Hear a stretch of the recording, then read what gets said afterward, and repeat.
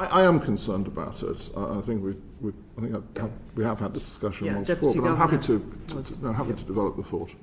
Yes, I am. I think. Let me start by saying I think there's a sort of well-established sort of division of responsibilities. I think don't mind me treading on your toes for a moment. Parliament legislates.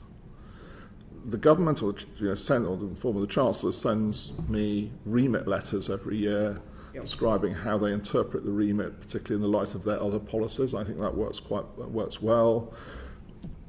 We as regulators operate the regime. You hold us to account, and all of these parts are important. And what I'm concerned about is that I think this power muddies that division of responsibility, and so I'm not a supporter of it in that sense. I'll also... Sorry. Well, no, I'm going to come back. I will come back to the point you made at the start, which is an important one. I also have to tell you. I mean, let me say two things about sort of the international situation. I mean, first of all, I think there's a lot of talk about competitiveness. I think it's important to bear in mind that in an international financial centre, which is what we are, we're the world's leading international financial centre in many ways.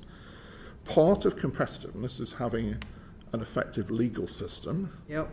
And part of it is having an effective regulatory system. And it's not, I'm not just saying this because I wouldn't I? I mean, firms will say this to you. I mean, it's not just me who says it. And we must not threaten that.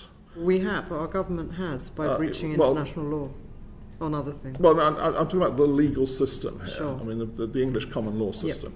Because it's interesting that wholesale financial activity generally takes place in common law systems.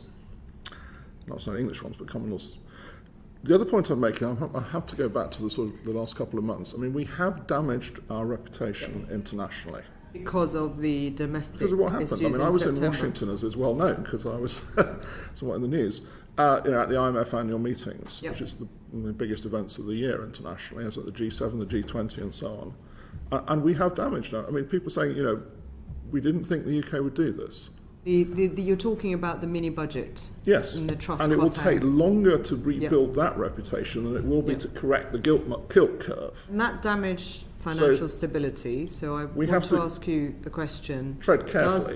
Does this risk posing a risk to financial stability if it is interpreted in the way that was? If it's a power that is interpreted as going into our remit, it muddies the waters. Now, here's the point, because you made an interesting point at the beginning, I wanted to pick up on it.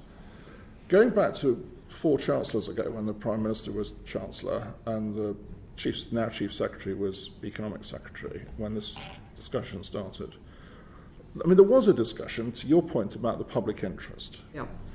And I can see, because I had some experiences more when I was at the FCA than the Bank of England, that there are issues that come up which are outside the remit of the regulator, which can be difficult to handle. National security is the best example. I'm probably slightly treading on the toes of my former organisation here. We had a case, I think it might come up at this committee, I did it at one committee, of a Russian listing. And people said, well, why haven't you stepped in and stopped this? And I had to say, look, it's a national security matter. Actually, we don't have a power, and we shouldn't have it. The FCA or the Bank of England can't exercise national security. So there is an issue there, but that is explicitly outside the statutory remit of the regulator. That's saying, what if there's to your words, what if there's a public interest issue that isn't in your remit but is relevant? We could discuss that. Sure. It would be helpful if the government set out, laid out what they mean by public interest. Well, I haven't seen it.